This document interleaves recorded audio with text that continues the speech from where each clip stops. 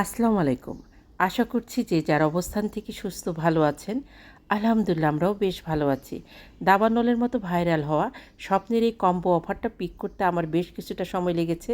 আমি যতবার গিয়েছি এটা স্টক ছিল না, যার জন্য আমি এটা বাসা পর্যন্ত আনতে পারিনি। সেদিন পেয়ে দেরি করিনি, বেশ কিছু অফার আমি নিয়ে এসেছি। সেখান থেকে আমি এই মাংসের অফারটা আপনাদের সঙ্গে শেয়ার করব এবং দেখব এটা কতটা এফেক্টিভ আমাদের জন্যে। এখানে ৯ পিসের মতো মাংস আছে, মাঝারি সাইজের থেকে একটু ছোট করে কাটা, একটা হাড় এবং ১ পিস তেল। মাংসটা ভালো। স্কিন সহ ছোট ছোট কেটে রাখা ১০ পিস আলু ছিল। কড়াইতে পরিমাণ মতো তেল দিয়ে মাংসটা ধোয়ার পরে ঠিক এমন ছিল। আধা চা চামচ হলুদের গুঁড়া, ১ চা চামচ ধনিয়া, মরিচ, আদা রসুনের পেস্ট এবং জিরার পেস্ট নিয়েছি, দারচিনি গাছের পাতা, ৩টা এলাচি, ৩টা লবঙ্গ এবং খুব সামান্য স্টার অ্যানিস নিয়েছি। আলুগুলোর স্কিন ফেলে আমার ঘরের থেকে আরেকটা আলু যোগ করেছি। খুব সামান্য লবণ এবং হলুদ দিয়ে আলুটা অনেকক্ষণ ভেজে নেব। ভেজে নিলে আলুতে যে একটা গন্ধ থাকে সেটা থাকবে না। আমন্ত্রণ জানাচ্ছি দিলরুবার হেসেলে। অনুরোধ করব লাইক দিয়ে রেসিপিটি কন্টিনিউ করবেন। আশা করছি রেসিপিটি আপনাদের কাছে ভালো লাগবে। আলুগুলোকে ঠিক এইভাবে ভেজে উঠিয়ে নেব। আমি সেই তেলেই দারচিনি গাছের পাতা, ২টো লবঙ্গ, ২টো এলাচ এবং খুব সামান্য একটু স্টার অ্যানিস দিয়ে একটু ভেজে আমি পেঁয়াজ দিয়ে দিব ২ মুঠোর মতো। এখানে যেহেতু মাংসের পরিমাণটা কম, পেঁয়াজ একটু বাড়িয়ে দিলে গ্রেভিটা ঘন হবে, তরকারিতে বরকত আসবে, খেতেও ভালো লাগবে। একটা রসুনের অর্ধেক অংশ আমি কুচি করে কেটে দিয়েছি। খুব ভালোভাবে ভেজে নেব। আমি এখানে গোশগুলোর সাইজ আপনাদেরকে দেখিয়ে দিচ্ছি এবং গুনেও দেখিয়ে দিচ্ছি। একটা হাড়, এক তেল এবং গোশগুলো এরকম সাইজের ছিল। এখানে ৪, এখানে ৫, এই ৬, ৭ একটু আছে, ৭, ৮ এবং ৯ পিস। গোশগুলো কিন্তু ভালো এবং খুব দ্রুত সেদ্ধ হয়ে গেছে। পেঁয়াজটা ভেজে, আমার পেঁয়াজটা একটু বেশি ভাজা হয়ে গেছে, যার জন্য আমি আগে পানি দিয়ে দিলাম যাতে পেঁয়াজটা না পুড়ে যায়। কম মাংস সাধারণত ছোট প্রেসার কুকারে রান্না করলে ভালো হয়।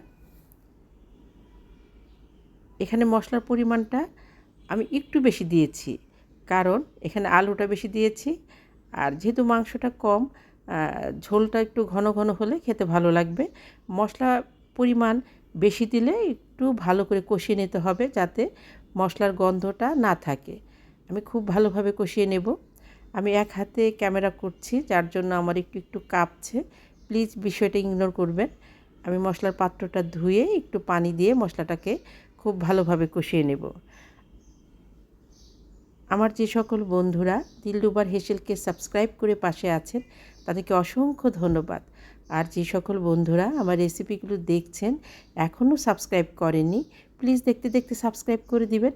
সেই সাথে আপনাদের মূল্যবান লাইকটা দিতে ভুলবেন না। প্লিজ লাইকটা দিয়ে রেসিপিটি কন্টিনিউ করবেন।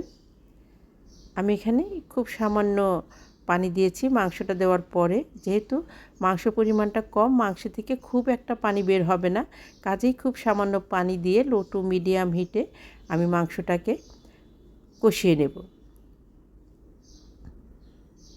খুব ভালোভাবে মাংসটাকে কষিয়ে নিতে হবে। স্বপ্নে মাছ মাংসের যে কম্বো অফারগুলো দিয়েছে প্রত্যেকটা অফারই আমার কাছে ভীষণভাবে ভালো লেগেছে।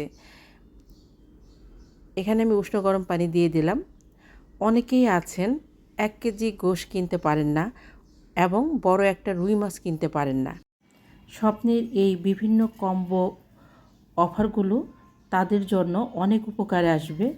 তাদের ক্রয় ক্ষমতার হাতের নাগালে চলে এসেছে। মাংসটা কষানো হয়ে গেছে। আমি আলুগুলো দিয়ে ঢেকে ঢেকে ৩ মিনিটের মতো কষিয়ে নেব। আমি ঢেকে দেব। খুব বাড়িয়ে জাল দিয়ে রান্না করা যাবে না, যেহেতু গোশের পরিমাণটা কম পুড়ে যাবে। আমার আলু গোশ কষানো হয়ে গেছে। আমি এখন ঝোলের পানি দেব। যতটুকু ঝোল রাখবেন সেই পরিমাণে পানি দিবেন। আমি যে পাত্রে আলু ভেজে রেখেছিলাম এবং চামিচটা নেড়ে নেড়ে ওই পাত্রে রাখতাম, সেই পাত্রটা ধুয়ে আমি পানি দিয়ে দিলাম। পানি দিয়ে ঢেকে রাখবো। আমি মাংসটাকে ঝোল ঝোল না, একটু কষানো অবস্থায় রাখবো। দেশ দেশের বাইরে দূর দূরান্ত থেকে যে সকল দাদা দিদি ভাই বোন সেই সাথে আমার সাধারণ দর্শক বন্ধু যারা আছেন আমার রেসিপিগুলো দেখে অনেক সুন্দর সুন্দর কমেন্ট করছেন, তাদেরকে অসংখ্য ধন্যবাদ। প্লিজ এভাবেই পাশে থাকবেন। নতুন বন্ধুরা অবশ্যই কমিউনিটিতে নক করবেন, তা না হলে খুঁজে পেয়ে ব্যাগ দেওয়া যাচ্ছে না, এবং অপেক্ষা করবেন। রান্নার একদম শেষ পর্যায়ে দুটো এলাচ মুখ চিরে দিয়ে ঢেকে গ্যাসের ফ্লেমটা বন্ধ করে দেব। এতে খুব সুন্দর একটা সুঘ্রাণ যোগ হবে। কম মাংস কিন্তু রান্না করাই কিছুটা ঝামেলার। এই হচ্ছে আমার কম্বো অফারের ফাইনাল লুক। দেখতে যতটা লোভনীয়, মাশাআল্লাহ খেতে অনেক ভালো হয়েছিল। এটার সাথে আমরা জলপাই দিয়ে খুব ঘন ডাল রেঁধেছিলাম। আমার 4 সদস্য পরিবারের জন্য এই কম্বো অফারটা খুব ভালোভাবে এনজয় করেছি। এই তরকারি ডালের সঙ্গে আমরা একটা ভাজিও রেখেছিলাম। যাদের পরিবারের লোক সংখ্যা কম, ব্যাচেলার ভাই বোন বন্ধু এবং যাদের কিনতে কিছুটা অসুবিধা, তাদের জন্য এই অফারটা বলবো অনেক ভালো।